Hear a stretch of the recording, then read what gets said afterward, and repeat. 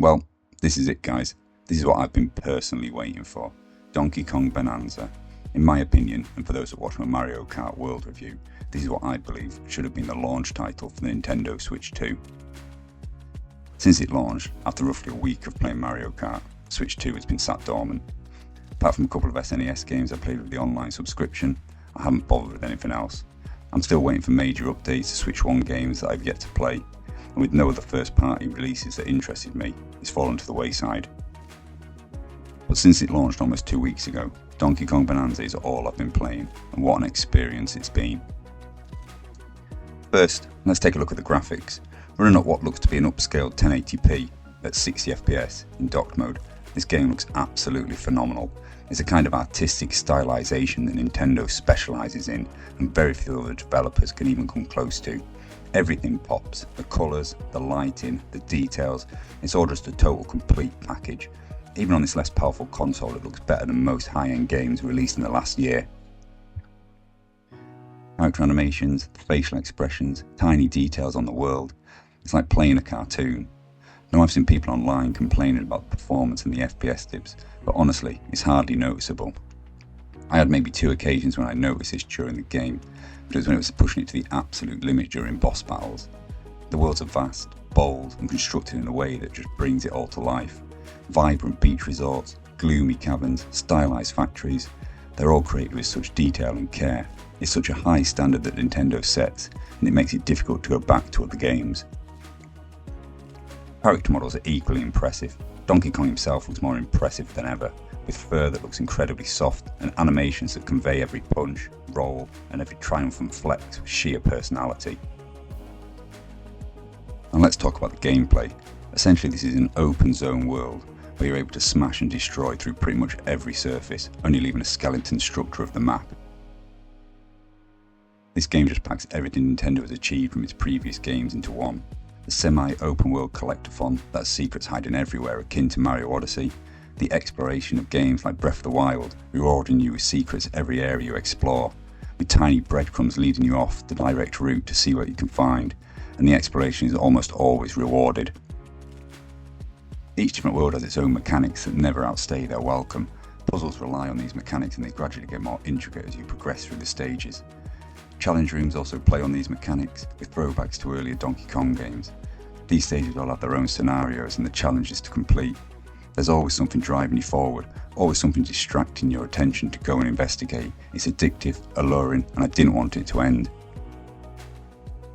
There's nothing particularly hard, and it may lack some challenge for hardcore players, especially for those that are used to the punishing difficulty of the earlier games, but it's also rewarding in its own way. Created by the same team that made the Mario Odyssey game, it's packed with the same tight controls that game offered, with movement being particularly satisfying. It's honestly a marvel to play. It never gets old, it never gets boring, and there's always something pushing you on, and it kept me hooked for over 20 hours that it took me to roll the credits. This is one of the very few games that I'll go back to 100%, as everything comes with its own unique solutions. Along the way you unlock Bananza transformations, turning you to animals with their own unique abilities.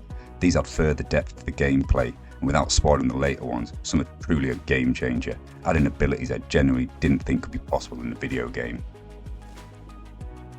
This is what I believe gaming is all about. It's just sheer fun to play. Gaming for me is escapism, and this is what these games do the best. There's no stress, no pressure, no grind. It's you doing the things that you want when you feel like it. I found myself in a new area searching for challenge rooms and hidden collectibles for as long as I wanted, then moved on to the next area, all at my own pace and for as long as I wanted to. Nothing is forced, and it really gives you the freedom to tackle things how and when you like. With the digging mechanics and the movement, there's usually more than one way to complete a challenge, and it's down to you to come up with the solution.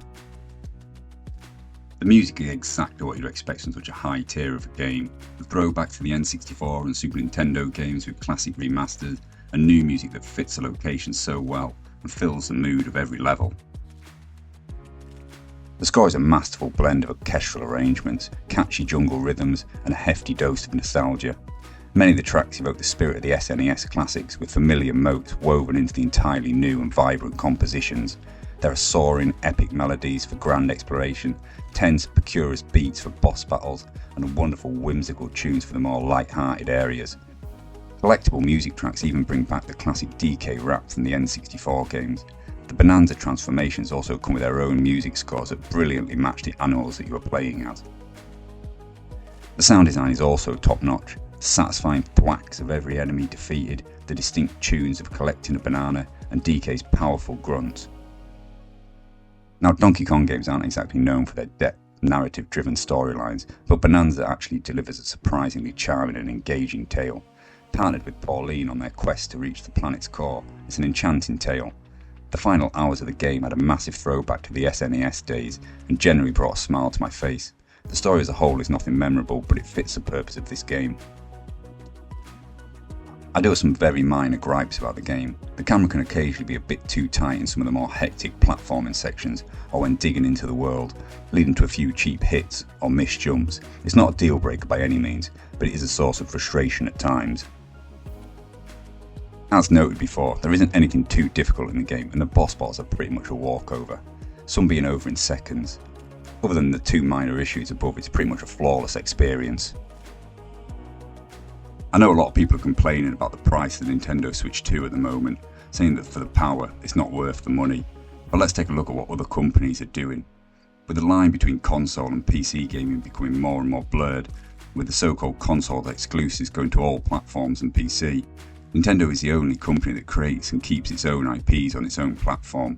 The Nintendo Switch 2 is the only place that you'll get to play experiences like this. Few companies consistently push out classics like Nintendo do, and certainly not at the rate that they do. Every mainline first-party Nintendo game is almost certain to be a hit, as if it doesn't leave development until it's had that Nintendo seal of approval.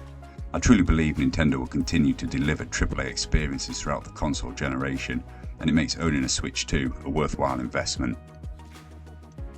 It honestly is the best game I've played this year. If you own a Switch 2, I'm guessing you already own this game. If you've been holding out for a game to push you into buying the system, then this is a system seller. Even with some of the other stellar games that have been released in the past few years, you won't be disappointed with this one. So there you have it. There's my views on Donkey Kong Bananza, a fantastic game that will be hard to top. The biggest downside of all of this is how long it will take Nintendo to release another game on this level. I hope you enjoyed the video. If you did, please give it a like. If you didn't, please give it a thumbs down. And if you have any questions or comments, please leave them in the comment section below. Thanks for watching.